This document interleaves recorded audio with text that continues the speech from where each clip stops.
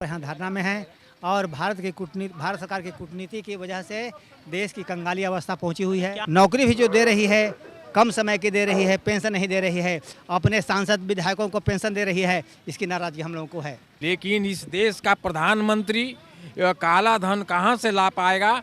इस देश का जो सफ़ेद धन था वे इस देश से बाहर भेज दिया। नीरव मोदी, ललित मोदी, मेहुल चोकसी।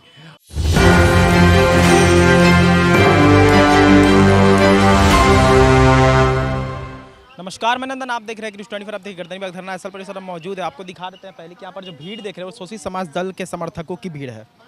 आने का क्या कारण है, सबसे पहले ये पूछेंगे। गर्दनी बाग धरना स्थल पर कहाँ हैं? भारत सरकार के कूटनीतियों के चलते आज महामानव शोषित समाज दल के शहीद अमर शहीद जगदेव प्रसाद की 102वीं जयंती के अवसर पर यहाँ धरना में हैं और भारत सरकार की कूटनीति की वजह से देश की कंगाली अवस्था पहुंची हुई है। क्या नाराजगी है आपको केंद्र सरकार से? हालिया केंद्र सरकार है उस हाँ, केंद्र सरकार से नाराजगी है कि वह यहाँ बेकारी बढ़ा रही है, महंगाई बढ़ा रही है और नौकरी भी जो दे रही है कम समय की दे रही है, पेंशन नहीं दे रही है, अपने सांसद विधायकों को पेंशन दे रही है, इसकी नाराजगी हम लोगों को है। अच्छा, बात करें केंद्र सरकार की, तो मोदी जी जब सस्ते में आए थे तो यही कहकर आए थे कि हम किसानों की सरकार है, महादलितों की सरकार है। वही किसान आज धरना दे रहे हैं, उन्हीं किसानों पर आज गोलियां चल रही हैं। जिस तरह से केंद्र की सरकार 1914 में जैसे ही बीजेपी की सरकार केंद्र में बनी, वह झूठे लुभावने के आधार पर इस देश की मतदाताओं ने बहुमत दे करके केंद्र में भाजपा की सरकार बनाई और इस देश का प्रधानमंत्री जो वादा किए थे, इस देश का जो काला धन है विदेश में, उसको हम जल्द से जल्द ले आएंगे और प्रत्येक जो इस देश का नागरिक खाता धारक है उसके खाते में हम 15 लाख रुपए की हम राशि देंगे। लेकिन इस देश का प्रधानमंत्री काला धन कहां से ला पाएगा?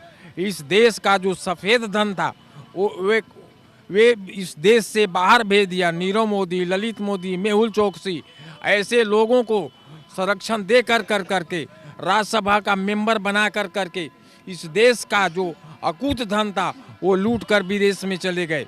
और नरेंद्र मोदी ने जो 2 करोड़ प्रति वर्ष बेरोजगारों को नौकरी देने की बात की थी, वो अभी फ्लॉप कर गया।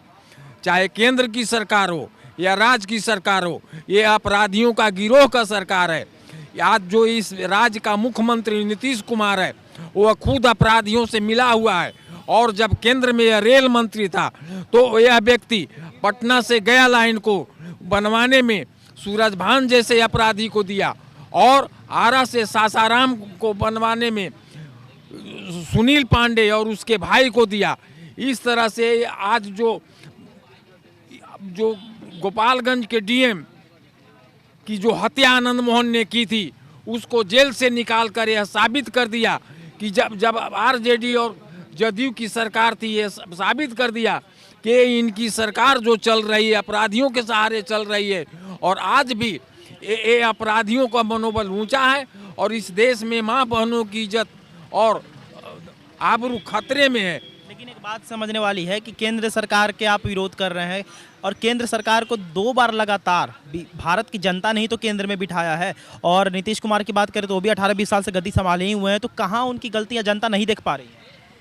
जिस तरह से सियार और सियर मरवा एक ही भाषा में बोलते हैं और सियर मरवा जब सियार की भाषा बोलता है तो वह सियार उसकी जाल में फंस जाता है, उसी तरह से नरेंद्र मोदी और नीतीश कुमार ये सियर मरवे हैं और देश के लोगों को गुमराह कर रहे हैं। और ये कहते हैं कि हम जगदेव प्रसाद के सपना को साकार करेंगे, ठीक जगदेव प्रसाद के उल्टे काम कर रहे हैं और इनके गिरोह में अपराधियों का बोलबाला है। और जितने भी पिछड़े दलित जो की पार्टियां बना करके जाति के नाम पर है, उसमें सभी पार्टियों में अपराधियों का संरक्षण प्राप्त है। और तत्काल में जो मोकामा से रामा देवी अनंत सिंह की पत्नी जो आरजेडी और जदयू के संयुक्त उम्मीदवार बन करके जीती है, इससे साबित होता है कि आरजेडी और जदयू या भाजपा में कोई अंतर नहीं है। आखिरी सवाल लेंगे, ईवीएम पर आप क्या कहिएगा? ईवीएम क्या पक्ष में है? इस देश से जो चुनाव हो वो बैलेट पेपर से हो। ईवीएम पर इस देश की जनता का विश्वास हट गया है, इसलिए ईवीएम को हटा कर करके बैलेट पेपर से चुनाव कराया जाए। अब देख सकते हैं यहाँ पर गर्दनीबाग धरना स्थल पर हम मौजूद है। शोषित समाज दल के समर्थक यहाँ पर आए हुए हैं, जो खासा केंद्र सरकार राज्य सरकार दोनों से नाराज दिख रहे हैं। आपको बता देते हैं कि इनकी कुछ प्रमुख मांगे भी है, जिनमें से जगदेव प्रसाद जी को भारत रत्न देने की मांग को लेकर हो, या फिर केंद्र सरकार जिस तरीके से किसानों पर अत्याचार कर रही है ऐसा इनका मानना है, उस बात को लेकर हो, या फिर ईवीएम हटाने की बात को लेकर हो। तमाम इनकी प्रमुख मांगे भी हमने आपको बता दिया, जो भी कारण था हमने आपको विजुअल में बता दिया। तो ये थी आज की रिपोर्ट। बाकी ऐसे और तमाम खबरों के लाड़ सब बने और देखते रहें स्टोरी फॉर मैन अपने सभी पिंडों के साथ। धन्यवाद।